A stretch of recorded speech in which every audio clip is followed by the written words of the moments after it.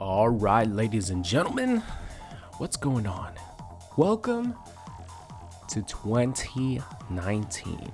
Every time for the first month of the year, I'm always saying the previous year. So this time I'm happy that I didn't have to do it multiple times. Welcome to 2019. We have to start the year off right, doing an MK11 discussion video. Of course, so far, we don't know anything about the game other than the fact that Raiden's in the game, Scorpion's in the game, the new character, Liu Kang, and Sub-Zero, just based on the Best Buy information of the game leak, if you want to call it leak. The fact that we're having 6 DLC characters in Combat Pack number 1. The fact that we have not only gear, but skins in the game as well, which I'll be talking about later. That's all we know pretty much. So this is one of the fun times where we could actually speculate on stuff that we have no idea about. So leave your thoughts in the comment section about any of this. I'm gonna answer a couple questions that I've been getting asked on Twitter, and also just talk about some gameplay / online discussions that I wanted to talk about. So if you guys have been enjoying the MK11 content, let's start the year off right. Leave a like rating on the video. It's always appreciated. You guys know how YouTube is with demonetizing Mortal Kombat videos. It is hard sometimes, but the likes always definitely help out. So thank you guys for that. But let's get on to the actual video. All right, so first thing that I want to answer is a couple questions. Number one, I wasn't even thinking about this, but this person had tweeted me, forgot his name, apologize.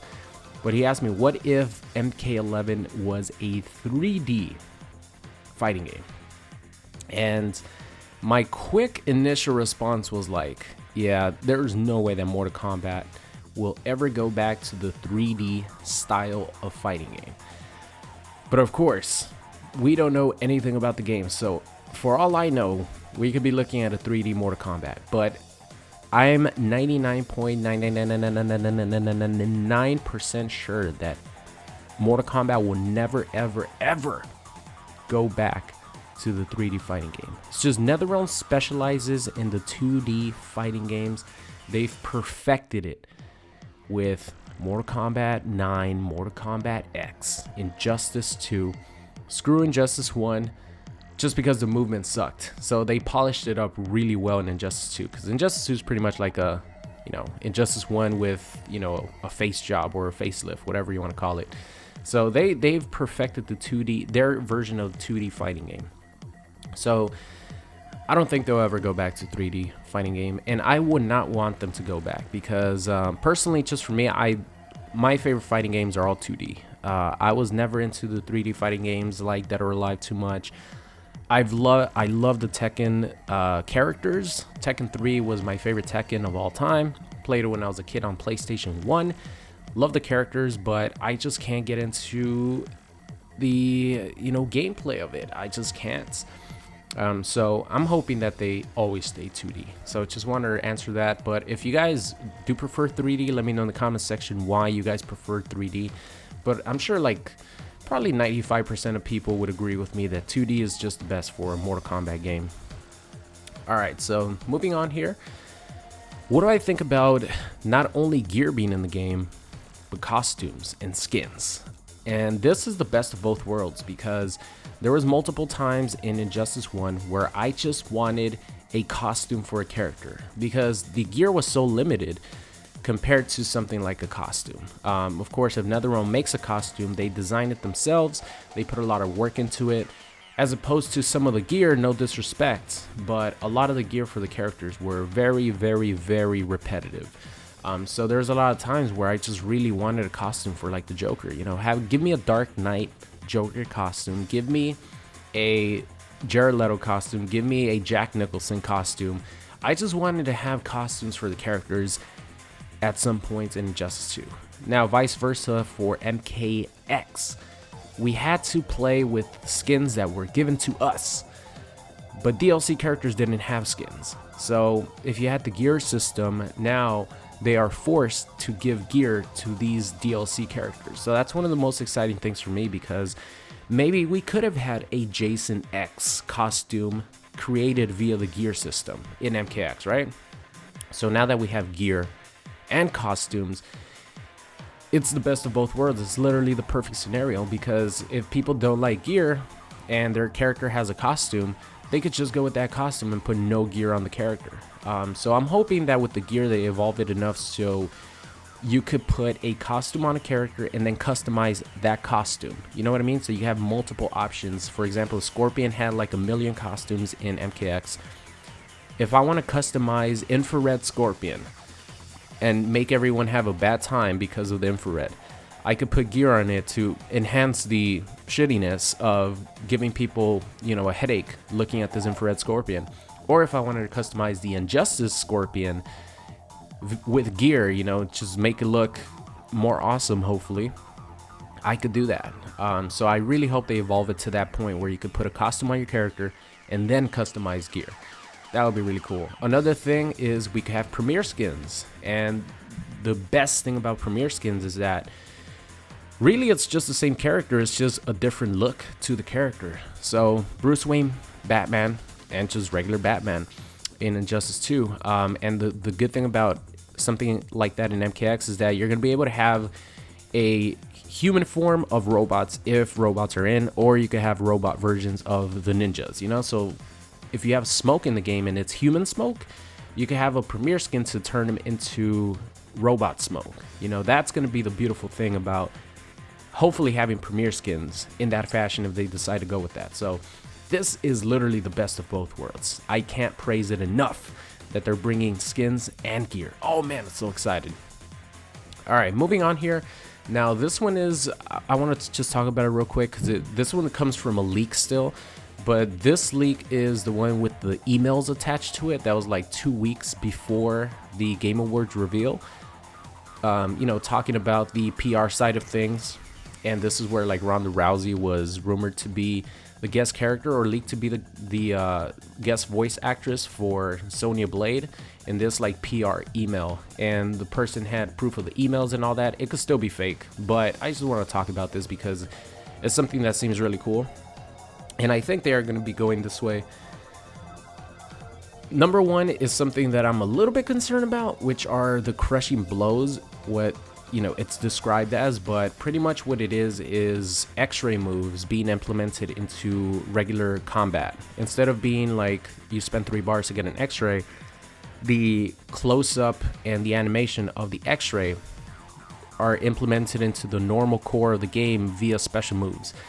Now this is a little scary as far as pacing goes, because I don't know if it's gonna hurt the pacing of the game going into these. You know, obviously they're not going to show the X-ray because they're just going to be normal moves. It's just going to be like X-ray looking moves, which we saw in the reveal trailer. They had moves that looked like X-rays, but they didn't actually show the X-ray. That's how I assume it's going to be if it's even in the game. So I don't know how it's going to hurt or help the pacing of the game going into these cinematics. And you guys know Mortal Kombat's super fast pace. So I don't know if it's going to hurt or help. I'm kind of concerned about that. But of course, this is from a league. It could still be fake. The other thing is super moves. This is definitely a positive, because what's the thing that people ask about the most in Injustice 2? Oh man, what super move does this character have? Oh, look at that super move. The biggest pop for a character trailer is always like, all right, we get to see gameplay. Man, I wonder what the super move's gonna look like. You know, close it out with the big super move. Of course, Raiden, best super move in Injustice 2. Mortal Kombat character. Just imagine different characters. Scorpion, Sub-Zero. Well, we did get Scorpion and Sub-Zero super moves in Injustice 1 and 2, but, you know, some of the other characters. Quan Chi, he's an asshole. Well, Quan Chi's probably not gonna be in the game, but Shao Kahn, him laughing at, mocking you, while he's doing a awesome looking super move on you and then crushing your head with a hammer or something like that. It's going to be awesome if super moves are actually in the game. And I think it's about time, because, I mean, X-rays were cool when they were introduced in MK9. And then, yeah, they brought it back in MKX, you know. 3 bars of meter is a lot to spend on, you know, this X-ray move. But I think just visually, gameplay-wise, if you have really cool super moves that they have the enhancements like they did in Injustice 2. If you press, you know, a button at specific times of hits, and you have that added little bonus to maybe do a little bit more damage. Some supers you could go all the way up to like 450 points of health out of 1,000. So that was actually like a pretty cool feature to give you a little bit more incentive to use 4 bars of meter or 3 bars of meter to do this ultimate super move, because a lot of times meter is so valuable, which I'm gonna talk about in a bit. But if they had those cinematic supers like Injustice 2 type super moves in MKX, that's gonna be awesome.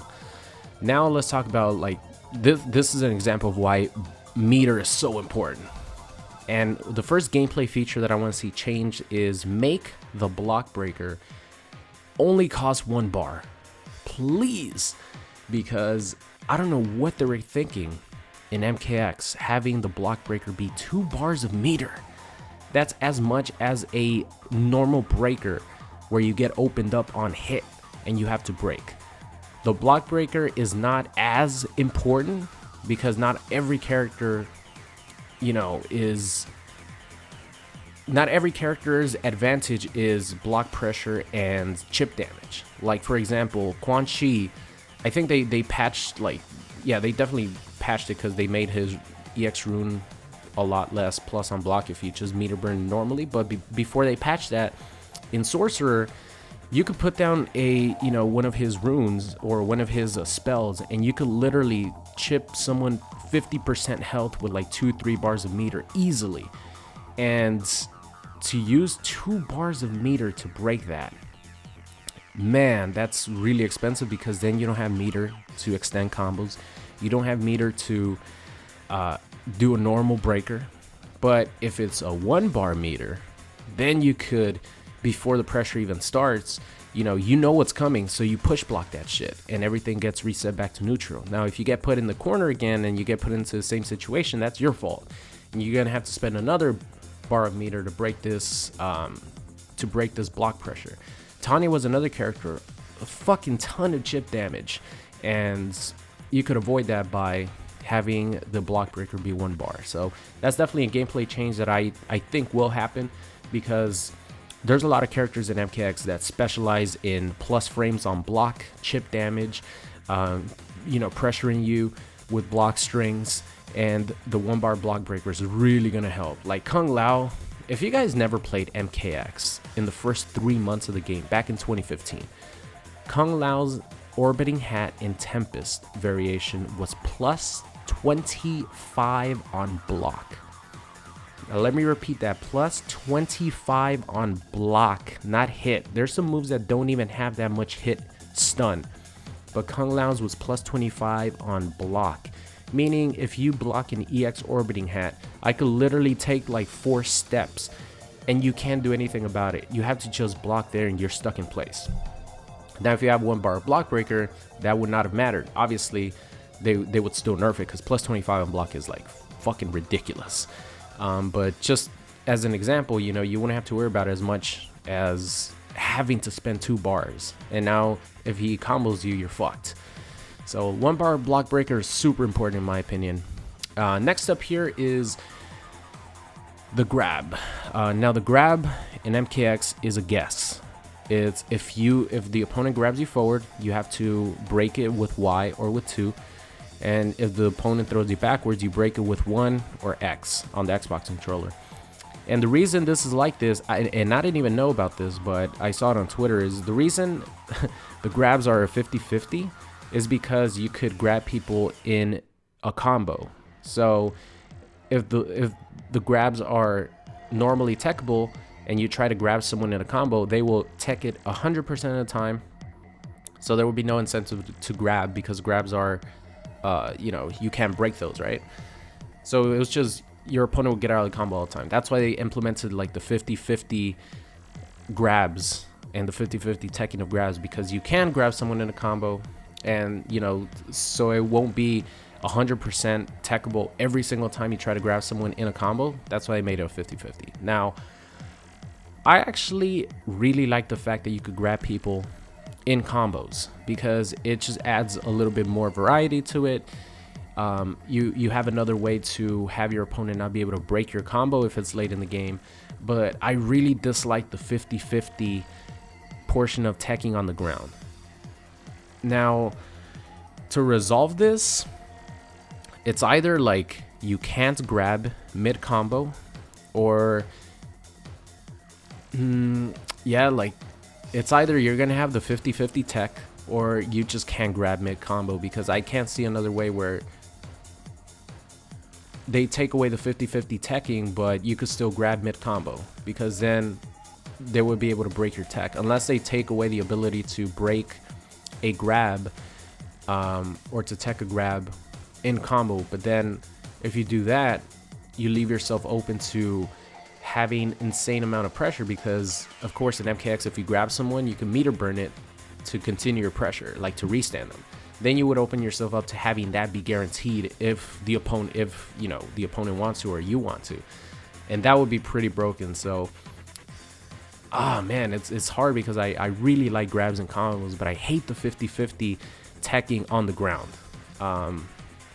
But yeah, I would probably rather have the 50-50 teching on the ground and still be able to combo, still be able to implement grabs and combos, to be honest.